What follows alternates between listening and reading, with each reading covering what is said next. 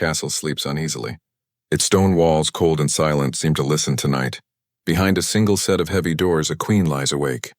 Her breath is shallow, her eyes unblinking, and something inside her is changing. In the halls, courtiers whisper that the queen hasn't risen in days. Candles gutter, incense curls in vain. Outside, a bell tolls through the night air, pressing against the silence. Before the dawn breaks, her body will begin to betray her in ways no one at court can ignore. Within weeks, those whispers will transform into propaganda, and history will twist her illness into one of its most grotesque legends. This is not just a story of death. It's the story of how power, illness, and fear combined to create the myth of Bloody Mary, the queen who rotted alive. Mary Tudor's rise to power was nothing short of improbable. Born in 1516 to Henry VIII and Catherine of Aragon, she was a princess who watched her father tear England away from Rome to secure a male heir. Declared illegitimate, exiled from court, and forced to swear against her mother's faith, Mary learned early that survival meant patience. When her half-brother Edward VI advanced Protestant reforms, Mary became a figurehead for England's Catholics. But she waited, watched, and prayed. When Edward died childless in 1553, Mary acted swiftly. She rallied support, marched into London, and claimed the throne. She became England's first queen regnant, and immediately set out to reverse the Reformation. Hundreds of Protestants were burned at the stake. Her marriage to Philip of Spain alienated her subjects, or drained the treasury. Rebellion stirred beneath the surface. By 1558, Mary was both powerful and profoundly isolated. The fire she commanded outward was about to turn inward. In the spring of 1558, the Queen's body began to change. At first, Mary believed it was a miracle. She thought she was pregnant. Her abdomen swelled. Her cycles stopped. Court celebrations were prepared in secret. For a ruler desperate to produce a Catholic heir, this was hope made flesh. But weeks became months when nothing came. Physicians murmured reassurances they barely believed. Courtiers whispered behind sleeves. Her swelling continued, but her strength waned. Her legs grew heavy. Walking became difficult. The queen, who had once stood unshakable in Parliament, now needed help to climb the palace steps. A sour odor began to creep through the halls. At first faint, easily dismissed. But it grew, persistent, curling beneath doorframes, slipping into the night air. Servants opened windows, burned incense, hung herbs in desperate bundles. Nothing helped. Behind the ornate walls, Mary's body was betraying her. Modern historians believe she likely suffered from dropsy, fluid retention caused by kidney or heart failure. But to those around her, these were not medical symptoms. They were omens. The woman who had burned hundreds at the stake was now swelling, faltering, fading. And the court was watching. England in 1558 was a land at war with itself. Protestant exiles fled to the continent, printing pamphlets that vilified Mary's rule. Those who remained whispered prayers under their breath. When the Queen's health began to collapse, her enemies saw not tragedy, but proof. Protestant propagandists portrayed her swelling as divine retribution. Pamphlets circulated calling her a modern Jezebel.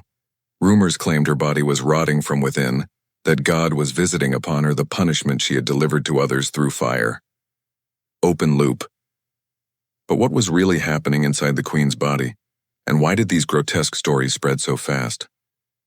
In reality, Mary suffered 2 false pregnancies during her reign.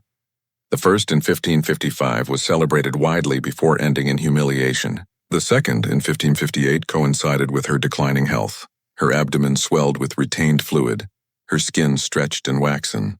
Contemporary accounts mention difficulty breathing, weakness, and a pervasive stench, all consistent with advanced dropsy. But medical understanding in Tudor England was limited, and religious interpretation filled the gaps. Protestant reformers saw her illness as a perfect narrative weapon, a queen who had burned others now consumed by invisible flames of judgment. John Fox's Book of Martyrs, published shortly after her death, immortalized her reign in fire and blood. Fox presented Mary as God's instrument of cruelty, and her death as God's justice. Even her body was weaponized to confirm a religious worldview. Meanwhile, Catholics viewed her suffering as martyrdom, a righteous queen beset by enemies. 2 competing narratives emerged, one of divine punishment, one of saintly endurance. Key insight: these stories spread because they served political ends. In a kingdom where literacy was growing and printing presses hummed, the Queen's body became a battlefield of meaning. Over time, the Protestant narrative dominated. England's later rulers, especially under Elizabeth I, encouraged anti-Marian memory to solidify Protestant identity. Victorian writers added Gothic flair, her flesh rotting, her stench filling the palace, her death slow and ghastly. What began as dropsy ended as legend. November 1558. The palace was silent. Torches flickered in drafty corridors. Servants moved like ghosts, whispering prayers they barely understood. Courtiers avoided her chamber unless summoned. Even the wind that pressed against the window seemed hesitant. Mary lay swathed in silk that no longer fit, her limbs heavy, her breath labored. Her once commanding gaze stared at ceilings she could no longer rise to meet. The scent of decay was no longer a rumor. It was the air itself.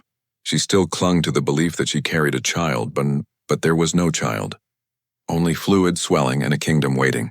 Bells tolled slowly as her strength faded. There were no dramatic proclamations, no fiery speeches, just the quiet surrender of a woman whose body and power had run their course. On November 17, 1558, Mary Tudor died at the age of 42.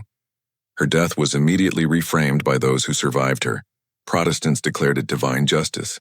Catholics mourned her as a failed hope. Over time, history remembered her less as Mary I and more as Bloody Mary, the queen who burned her enemies, and whose death became a legend of rot and judgment. But beneath the myth was a woman, powerful, isolated, and betrayed by her own body. Her death reveals not just the end of a reign, but the way history itself consumes and reshapes the bodies of its rulers. Mary's death did not end her influence. It transformed it. In the decades and centuries that followed, her life and illness became raw material for others to shape. History, as it often does, selected its version of Mary carefully. Protestant England under Elizabeth I had a political need to solidify a new identity that was not Catholic, not foreign, and not Mary. So her image was sharpened like a blade. John Fox's Book of Martyrs became a Protestant Bible of persecution, painting Mary as a blood-soaked tyrant whose death was divine justice. Pamphlets lingered on the grotesque details of her decline, the swelling, the smell, the idea that she rotted from the inside out, because it made theological sense. Victorian historians inherited these stories and added their own Gothic embellishments. In an age obsessed with moral lessons and macabre spectacle, Mary's body became a cautionary tale, a wicked queen punished by God through decay. They printed illustrations of her as a monstrous figure, her legacy distilled to fire, fanaticism, and rot. But beneath these layers lies the quieter truth. Mary was a deeply devout, politically constrained woman who inherited a fractured kingdom and ruled in an age where illness was narrative fuel. Her dropsy, her false pregnancies, her isolation, these were medical and human experiences. But in a world divided by faith and power, they became symbols. This is the punchline of her case study. The story of Mary I isn't just about how she lived or died.